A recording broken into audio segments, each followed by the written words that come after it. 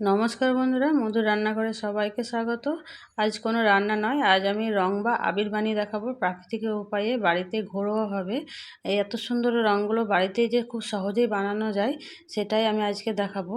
একটা সবুজ আর হলুদ হলুদ কালারের আবিরটা আমি গাঁদা ফুল দিয়ে বানিয়ে দেখাবো, আর সবুজ কালারটাও আমি বাড়িতে ঘরোয়াভাবেই দেখাবো। আমি হাতেও লাগিয়ে দেখাচ্ছি, কত সুন্দর কালারটা হয়েছে, খুব সুন্দরভাবে হাতেও লেগে যাচ্ছে। দেখুন একদম হাতে খুব সুন্দরভাবে লেগে আছে। এই কিভাবে আমি বানাচ্ছি দেখে নেওয়া যাক। ভিডিওটি প্রথম থেকে শেষ পর্যন্ত দেখার অনুরোধ রইল। এখানে এক ঝুড়ি গাঁদা ফুল নিয়েছি। এই গাঁদা ফুল দিয়ে হলুদ কালারের আবিরটা বানাবো। এই গাঁদা ফুল দিয়ে হলুদ কালারের আবিরটা বানাতে খুব সুন্দর বানানো হয়, সেটাই আমি বানিয়ে দেখাবো।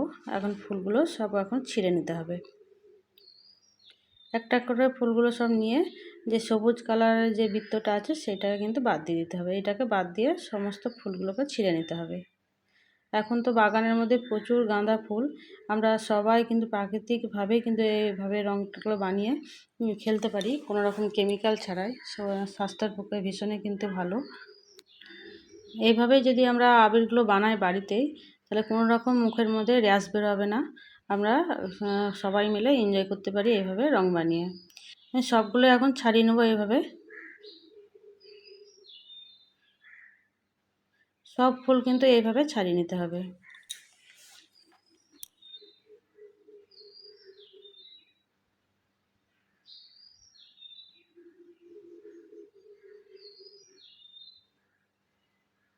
সব ফুলগুলো ছাড়ানো হয়ে গেছে। দেখুন আমি দুটো জায়গাতে ফুলগুলো সব ছাড়িয়ে নিচ্ছি। এইগুলো এখন সেদ্ধ করে নিতে হবে। আমি গ্যাসের মধ্যে একটা কড়াই বসিয়ে দিয়েছি, দেবো কিছুটা জল। এখানে অনেক পরিমাণে জল দেওয়ার কোনো প্রয়োজন নেই, আমার 1 কাপ মতো জলের প্রয়োজন। আমি ফুলগুলো সেদ্ধ করার পর এই জলটাকে 1 কাপ মতো রেখে দেবো। সমস্ত ফুলগুলোকে দিয়ে দিচ্ছি। এখন দেখে মনে হচ্ছে অনেক ফুল, কিন্তু এই ফুলগুলো সেদ্ধ হয়ে একদম ভাপের মধ্যে কমে যাবে, অল্প একটু হয়ে যাবে। আমি এখন এটাকে ঢাকা দিয়ে এখন 10 থেকে 15 মিনিট সেদ্ধ হতে দেবো। এখন দেখে নেবো একবার, 10 থেকে 15 মিনিট হয়ে গেছে। আমার জলটা সব শুকিয়ে গেছে। যে জলটুকু আছে এটাতে কিন্তু আমার হয়ে যাবে। আমি মাঝে একবার ঢাকাটা খুলে একবার নেড়ে চেড়ে দিয়ে আবার ঢাকা দিয়ে দিয়েছিলাম। জলটা ছেঁকে নিতে হবে। একটা পাত্র নিয়েছি আর দিলাম একটা ছাঁকনি। ছাঁকনির মধ্যে গাঁদা ফুলগুলো দিয়ে খুব ভালো করে ছেঁকে নিতে হবে। একটু খুন্তি দিয়ে আমি চেপে চেপে জলটাকে বের করে নেব।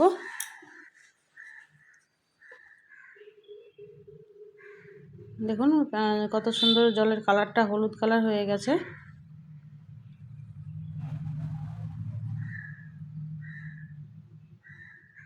এইভাবেই সমস্ত জলটুকু চেপে চেপে বের করে নিতে হবে। এখন একটু ঠান্ডা হওয়ার জন্য সাইডে এখন রেখে দেব। ঠান্ডা হয়ে গেছে জলটা। একটু কালার কম আছে, তার জন্য আমি দিয়ে দিচ্ছি হলুদ। 2 চামচ মতো হলুদ দিয়ে দিচ্ছি। এই হলুদটা মেশালে খুব সুন্দর কালারটা আসবে, একদম ডিপ কালার আসবে। হলুদ না মেশালে হালকা কালার আসবে। আমি এখানে দিচ্ছি গোলাপ জল, সুন্দর একটা গন্ধ আনার জন্য আমি 2 থেকে 3 চামচ গোলাপ জল দিয়ে দিচ্ছি। খুব ভালো করে মিশিয়ে নিতে হবে। খুব ভালো করে মেশানো হয়ে গেছে। আমি একটা পাত্রে এখন 1 বাটি অ্যারারুট দিয়ে দিলাম। আমি অ্যারারুট দিয়ে বানাবো, আপনারা চাইলে কর্নফ্লাওয়ার দিয়ে বানাতে পারেন। আরও হাফ বাটি দিয়ে দিলাম। এবার একটু একটু করে জল দিয়ে খুব ভালো করে এটা মাখিয়ে নিতে হবে। একসঙ্গে পুরো জলটা দেব না, অল্প অল্প করে দিয়েই মাখিয়ে নেব।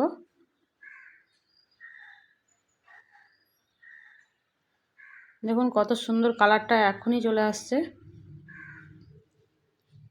এইভাবে অল্প অল্প জল দিয়ে খুব ভালো করে মাখিয়ে নিতে হবে।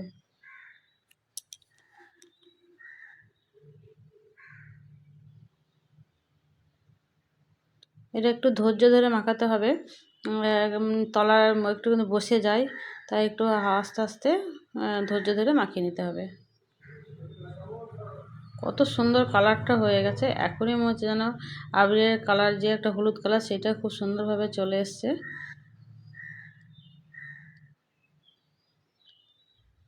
খুব ভালো করে মাখানো হয়ে গেছে, একটু ঝুরঝুরে করে নিতে হবে, দুই হাতের সাহায্যে এরকমভাবে একটু করে ঝুরঝুরে করে নিতে হবে। হাতটা দেখুন কত সুন্দর কালারটা হয়ে এসেছে, একদম হলুদ কালারটা চলে এসছে।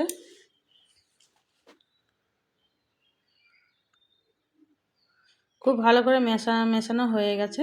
এখন এইটাকে ছাদের মধ্যে রোদ্রে দিয়ে দেবো, ভালো করে শুকনো করে নিতে হবে। এদিকে আমি সবুজ কালারটা বানাবো, তার জন্য এখানে নিয়েছি ধনে পাতা।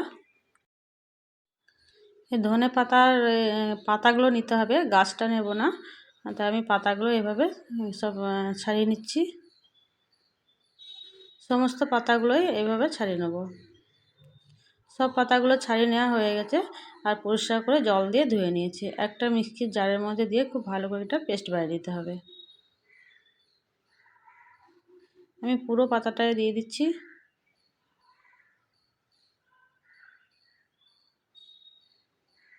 অল্প একটু জল দিয়ে দিতে হবে, জল দিয়ে মিহি করে একটা পেস্ট বানিয়ে নিতে হবে।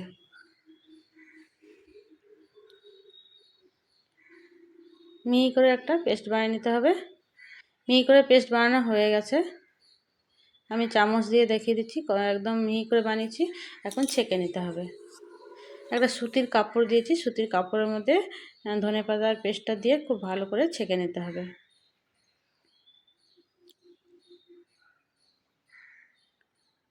একটু চিপে চিপে পুরো জলটাকে বের করে নিতে হবে।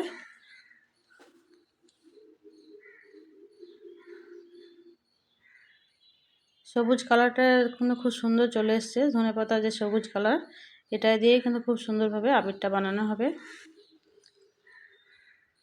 এতটা হয়ে যাবে, এটাতেই বাকিটা সাইডে রেখে দেবো, কোনো সবজিতে দেওয়া হবে ধনেপাতাটা।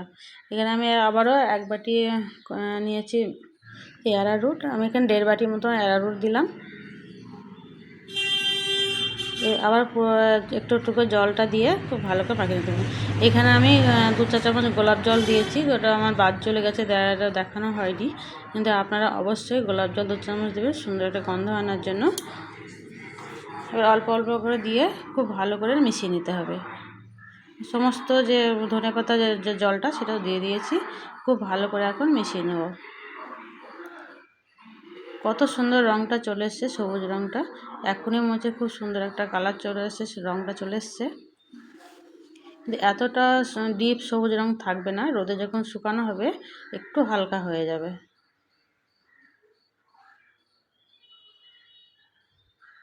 খুব ভালো করে আস্তে আস্তে মাখিয়ে নিতে হবে।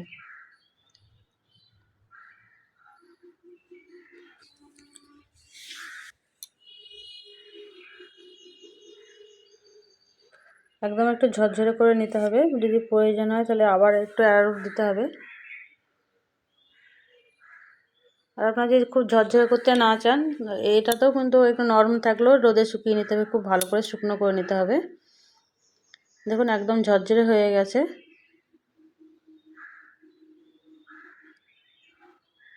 একটু হাতের সাহায্যে, 2 হাতের সাহায্যে এইভাবে একটু ভেঙে দিতে হবে।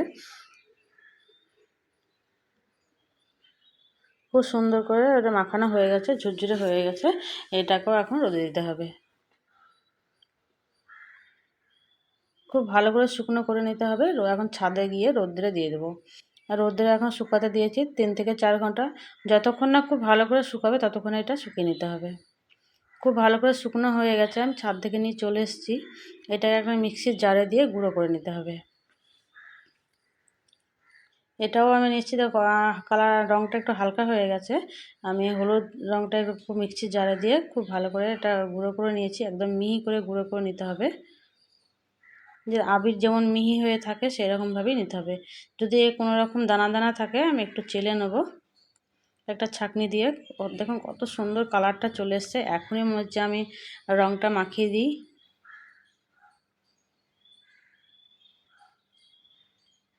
খুব ভালো করে এটা চেলে নিতে হবে, যদি কোনো দানা দানা থাকে সেটাকে বাদ দিয়ে দিতে হবে।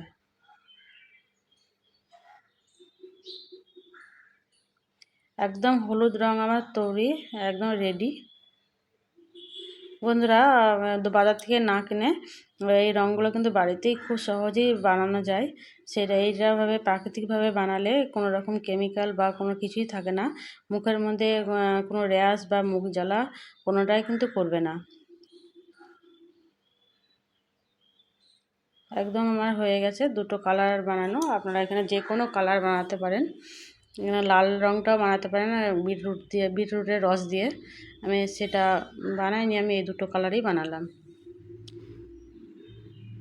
বন্ধুরা, যদি আমার এই রং বানানো যদি ভালো লাগে, প্লিজ আমার চ্যানেলটিকে লাইক, শেয়ার, কমেন্ট করে দেবেন।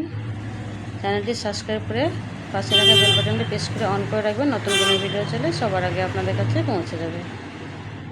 আমি হাতে লাগিয়ে দেখে দিচ্ছি, দেখুন হলুদ রঙটা কত সুন্দরভাবে হাতে লেগে যাচ্ছে।